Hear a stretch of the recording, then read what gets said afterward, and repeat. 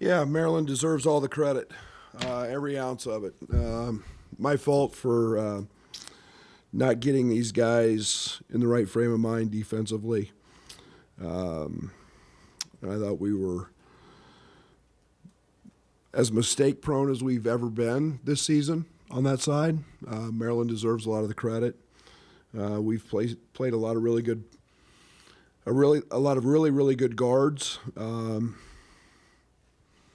Guarded him okay today. Jameer kind of had his way with us, but got off to a great start and just literally went flat, went dead on the defensive side, and we had 2 actual offensive rebounds at half, so that'll tell you where our effort was at.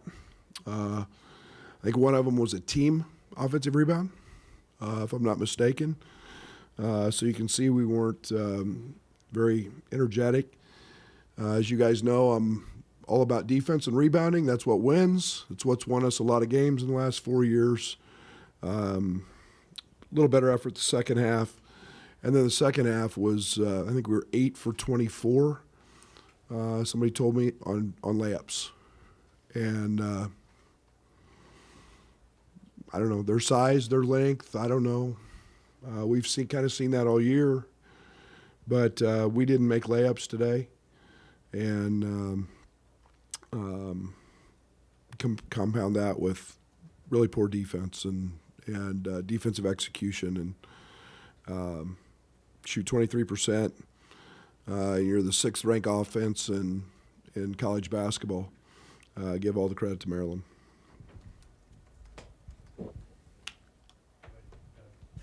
Coach, 52 points in the paint for Maryland. Was there something they were doing that was causing you some difficulty around the rim? Nothing we haven't seen. Nothing we haven't seen. Brad, Luke said Maryland was tougher than us and we have to get back on brand. What's that look like for you guys? Practice. It's we had a disjointed day on Friday or I don't even know what today is, and then yesterday we were solid, but yeah, we got to get back to who we are, and I mean, Quincy Gray having no offensive rebounds. Let's see. Coleman had 1. Ty had none. Marcus had none. Or Ty had 2, excuse me. Ty had none, but Ty had 0 rebounds in offensively in the last 2 games. So it was coming. It was coming. Figuring out that, sometimes when you think it's easy, it's you forget what made it easy, and that's effort. Yeah, Brad, you mentioned the layups in the first half, 1.2 points per possession in offense, and fell off the cliff in the second, 0.7-something points per possession. Were you happy with the shots? Was it just the layups? What was the... They're layups. Yeah. How can you get a better shot than a layup? They're layups. The easiest shot that God created when he created the game of basketball is a layup and or a dunk. A layup. A layup. And you have to learn at this level to make some contested ones sometimes. They're layups. You've seen us play all year. We make them all the time. Today we didn't. Brad, you mentioned maybe not getting guys in the right frame of mind defensively. Did you see an indication, I don't know, either before the game, at some point during, that it was going to be that? Not really. I mean, Justin Harmon, minus 16 today in the plus-minus. After the game he played the other day, and we've got him guarding Michigan State's best player at the end of the game. And minus 16, and I'm not just picking on him, it's everybody. I'm not very happy. I'm a bad loser. I'm a really crappy loser. And when it's because we don't guard and we don't rebound and we don't play, that's the one thing that every single player can control every day is their mental approach to the game and their physical effort. And Michigan State we had at Maryland today just whipped us, and that's frustrating. Brad, with you guys being top 10 in the country, is this a reminder that there'll be a target on your back, that this is a win that people are going to want to get? Is that something you guys will have to? Yeah, we better learn to deal with that. And, now we can join the crowd You know, every other top 10 team that lost to an unranked team, and we were. Doesn't make it feel any better. That's for darn sure. We just, you know, we can't think we're good. We got to understand why we've gotten to the point we've gotten to. And again, Maryland deserves all the credit today.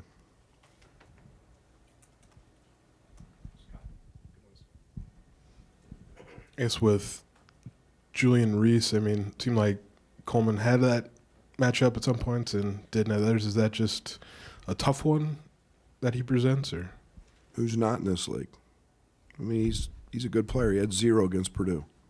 I mean, I don't know. I mean, it's Coleman's guarded great players every single night. You know, he's a really good player. He's an all-league guy. He's, you know, 11 rebounds, and you know he was dominant today. And you know, I thought we went to our, you know, kind of our 5-way switching, and he didn't. It wasn't as easy for him. But I mean, we just gave him some gifts. I mean, we left the hole. Marcus ran out to a corner and left him wide open under the basket. And you know, it's just, I don't know. Mentally today, we didn't have it. Brad Ding gave you a little bit of a spark in that first half. Played 1 minute in the second half. Was that mostly defensive reasons, or? Yes. Okay.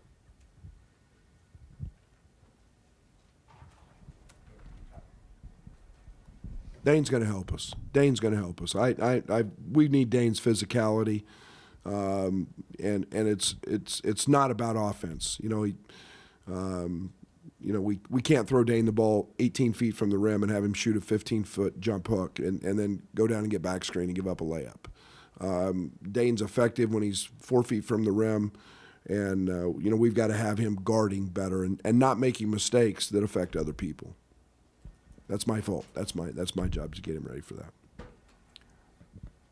Brad, with the shorter bench that you have now, and Marcus, a lot of falling on him offensively, which is a little less efficient over the last couple of games. Any concern with the offense being too one-sided? Or?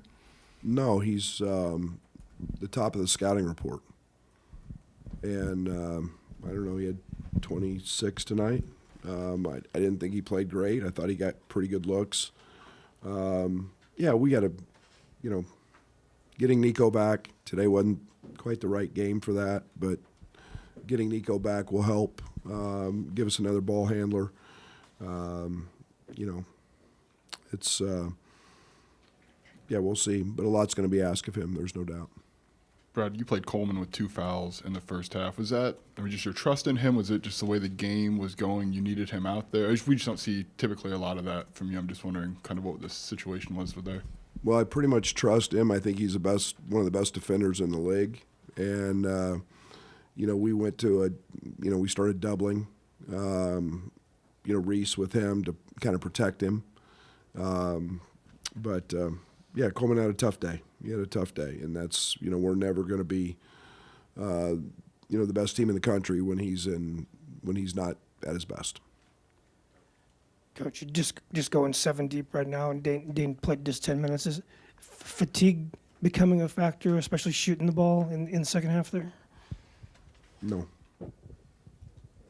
Best conditioned team in the country with $1 million room for recovery. No. That thought has never entered my mind as long as I've been a basketball coach. They're 20 years old, 22 years old. They're not getting tired. They play basketball every single day of their life. Getting tired is not something they do.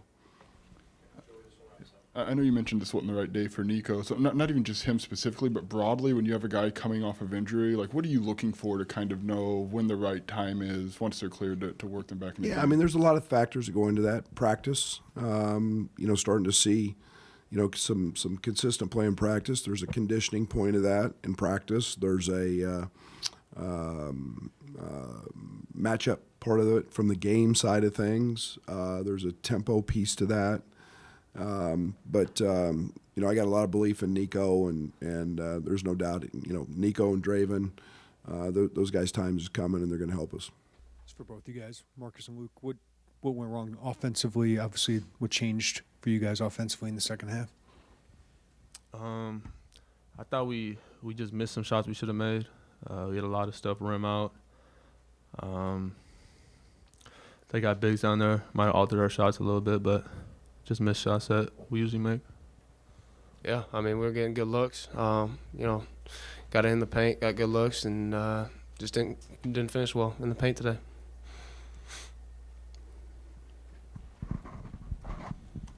I guess for both of you, kind of the flip side of that, Maryland did finish in the paint, pretty well. Just were they doing something that was getting them those looks, or or what did you guys think about your defense? We didn't guard well enough. We let number 1 just come off ball screen, get to where he wanted. Number 10, we just didn't guard well enough. Yeah, I mean, that's it. I think their bigs played well. I think they rebounded the ball well. There's a couple times where we had it in our hands and they kind of just took it away. And in pivotal parts of the game, the rebounding battle I think was even, but they just got them when they needed them, and we couldn't secure a ball kind of towards the end of the game, and they were able to capitalize and get easy buckets off that.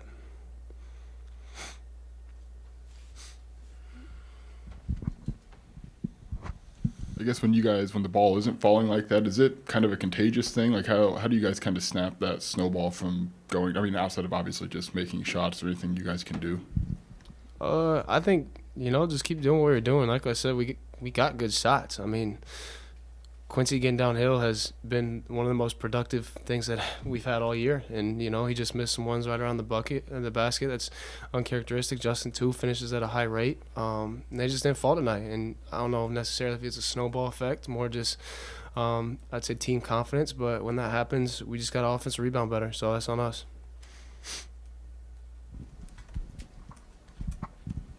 I mean, you started this game pretty well offensively. Was there something that made that change? You were made to kind of trigger the shots not falling, or was it just maybe that's just something that happens sometimes?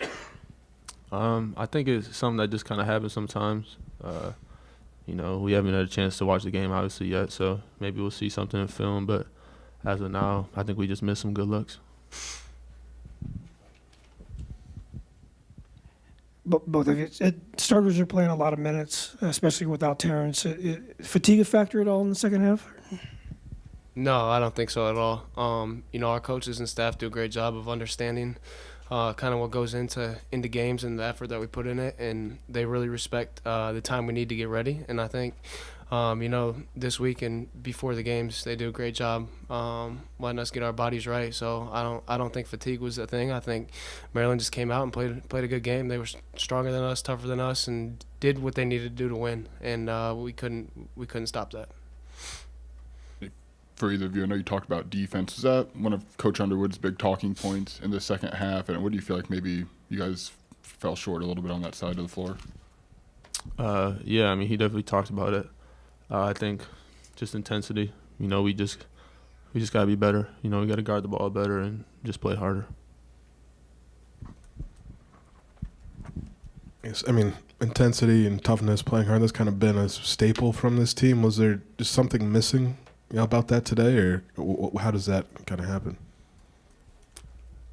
I think kind of like I said earlier, I mean, Maryland was just tougher than us instead of us, being tougher than them at home, getting the rebounds, 50-50 balls. And, at the beginning of the game, there was a play where one of their players got on the floor and we didn't, and kind of set the tone. I think we need to take that personally and next game get back on brand to what we do. I think we need to get back, and that's on us as players. Coach can't control that, so we got to be better and go out there and play like we're winning, play like we want to win the conference. So we got to be better as players.